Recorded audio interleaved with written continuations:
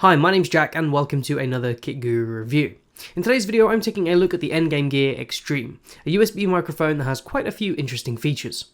Coming in at £119.99, this is not the cheapest microphone out there, but I'd say it's fairly reasonably priced for what it is. It comes in both black and white, and it also has some fun RGB as well. So I'm using the XSTRM right now for the audio in this video, and if I quickly switch to the camera audio, then you should be able to hear a fairly significant difference. I've added no audio effects to this. This is how the microphone would sound if you got it and then plugged it straight into your computer. Later on in the video, I'll be putting this on a boom arm so you can hear how this microphone sounds if you had it closer to your mouth. But for this part of the video, I wanted you to hear how this sounds basically straight out of the box with no extra accessories.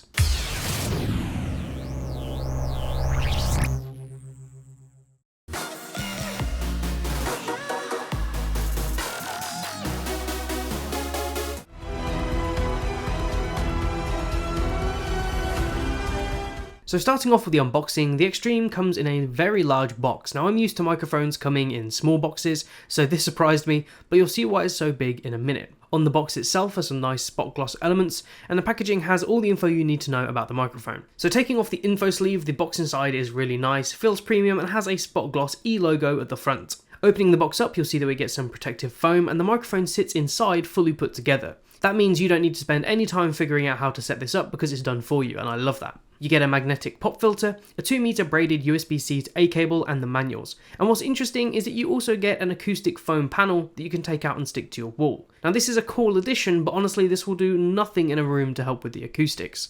Treating a room for optimal sound will require a lot more paneling than this.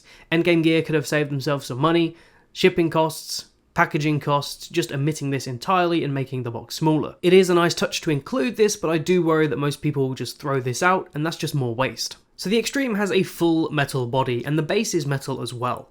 The magnetic pop filter and shock mount are plastic, but overall the microphone feels solid and well built. What's great about having a shock mount is it will reduce impact noises like moving around on the desk, touching it and stuff like that, which will be a lot worse if you didn't have this on a shock mount. It's also easy to adjust the angle of this microphone so it's directed more towards your mouth, as the shock mount has a rotating point. But my one complaint about this stand would be the lack of height adjustment. I think all of these desk stand style microphones are just designed way too low. As you can see from watching me right now, my mouth is way over the top of the microphone, my audio is going to be going straight over the top, whereas if I actually bend down and talk into the microphone and get a little bit closer, this should sound a lot better.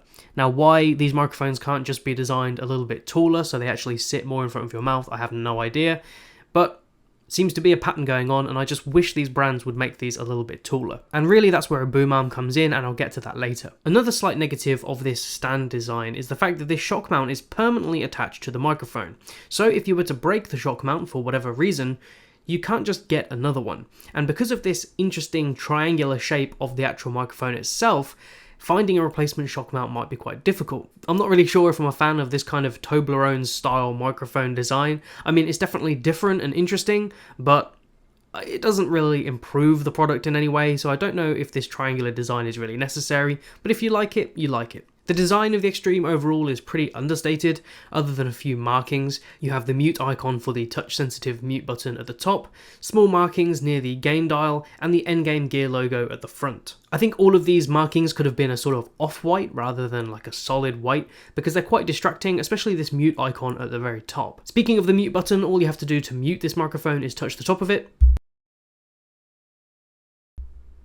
and as you can see it goes to a blinking red to show that it's muted. I have found that sometimes the mute can be a little bit unresponsive, so sometimes if you press slightly off it doesn't mute. You have to press sort of directly in the middle for it to actually mute properly. At the back of the microphone you have the noise cancellation switch, the USB-C port, and a latency-free 3.5mm port so you can monitor your own audio. And I've got to say, monitoring your own audio is incredibly important, especially if you're a content creator, to know whether or not you're like shouting into your mic and just generally how you sound. Let's talk a little bit about the RGB in the microphone, because this is essentially a selling point of the product, but I don't know if I'm entirely sold on it. Do you really need RGB in microphones?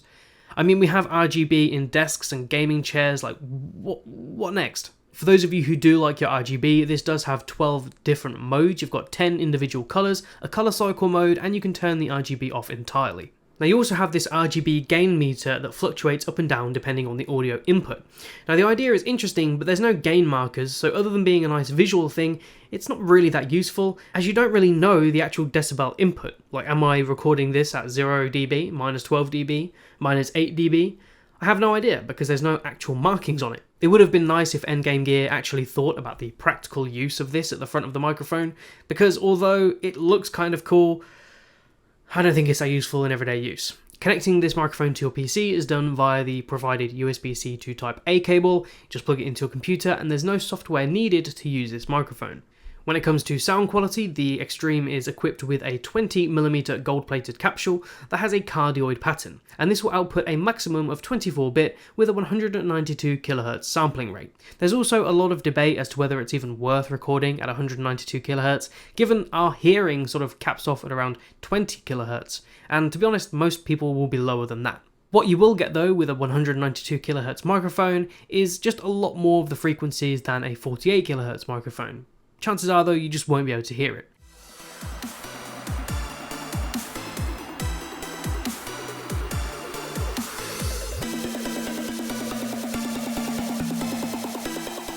And if you're planning on using this microphone for streaming, well, OBS only accepts 44 and 48 kHz anyway. So how do you think this microphone sounds? You've been listening to it for the entirety of this video. I think for the £120 price point, it's pretty good, but then I would expect that for that price. The Extreme does have one standout feature that I've not touched on yet, and that is the noise cancellation. So the noise cancellation can be activated by flicking this switch at the back to the top. This is quite a fiddly switch to get to. I don't think it's the easiest button to press, and to be honest, I'd probably rather have had this at the front of the microphone.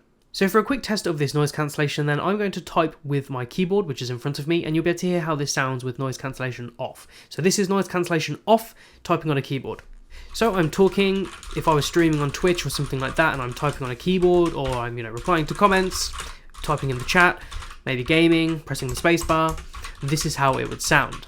And now the noise cancellation is on. So if I type again, this is how it would sound with noise cancellation on if you were playing on Twitch or streaming or whatever it was you were doing with this microphone and typing at the same time. So how does it sound? So noise cancellation is now off, and one thing I noticed about the noise cancellation is that it can sound a little bit thin compared to when noise cancellation is off, and I guess that's just because it's cutting out certain frequencies to reduce that noise. And what it can do is make this microphone sound like a sort of cheap built-in headset microphone rather than a full-bodied cardioid mic. Personally, I would have noise cancellation turned off all the time, but it's entirely up to you if you want to use it. The pop filter included on this microphone actually does a great job at reducing plosives. So if I do one of those sort of plosive sound tests, Peter Piper picked a peck of pickled peppers. Peter Piper picked a peck of pickled peppers. It sounds pretty good. There's virtually no plosives at all. And in fact, if I take off the pop filter and I do the same thing, Peter Piper picked a peck of pickled peppers. Peter Piper picked a peck of pickled peppers. Now I actually did those tests before I did this video, and both versions sounded pretty good with and without the pop filter, which means that the microphone probably has some kind of shielding inside as well. But it's great to know that with the pop filter on, we reduce those plosives even more. Earlier on in the video, I did mention using this microphone on a boom arm, so let's try that now. So now I have the Extreme on a boom arm, and this is incredibly easy to do. It has a 3/8 mount, which is pretty standard for most boom arms out there. Would I recommend putting your microphone on a boom arm? 100% yes, you're going to massively improve your audio quality. This is also another good way to test the pop filter because the microphone is closer to my mouth now, so how did the plosive sound? Peter Piper picked a peck of pickled peppers. Peter Piper picked a peck of pickled peppers. Peter Piper picked a peck of pickled peppers. Peter Piper picked a peck of pickled peppers. How does that sound? Before I wrap up these tests, I also want to add some audio effects to this, so you get an idea of how this microphone sounds if you actually were to put it into Premiere Pro or Audition or whatever audio editing software you use to actually adjust the audio. So this is how the microphone sounds with a few effects added. And as I mentioned, I didn't want to add these effects throughout the whole video because that's not really a fair representation of how this microphone will sound. Not everyone is going to be able to edit this, and if you're using OBS and you're just sort of doing raw audio, then you won't be using these effects anyway.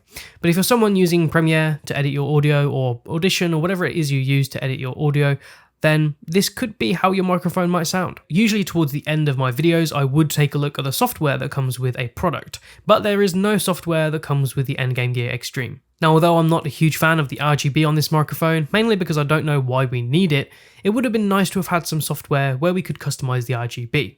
Is it a deal breaker for me? Not really, because I would probably use this with RGB off anyway, but I guess it would have been nice to have had the option to turn the RGB off at the top, but keep the gain meter lit at the bottom, because you can't actually have them on or off independently. In all, the Endgame Gear is a very capable microphone that works straight out of the box with no need for software. Is the 192 kHz sort of marketing buzzword feature really necessary? Probably not, and if you're using OBS, you will be limited to a maximum of 48 kHz anyway.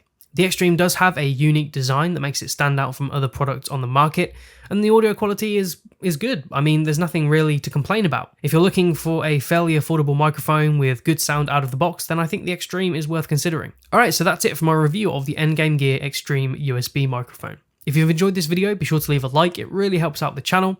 And if you want to see more from us, be sure to subscribe, hit that bell icon, and you'll be notified when we upload another video. Be sure to follow us on social media for the latest updates, and check us out on Patreon for some exclusive content. My name's Jack, you've been watching Kit Guru, and I'll see you in the next one.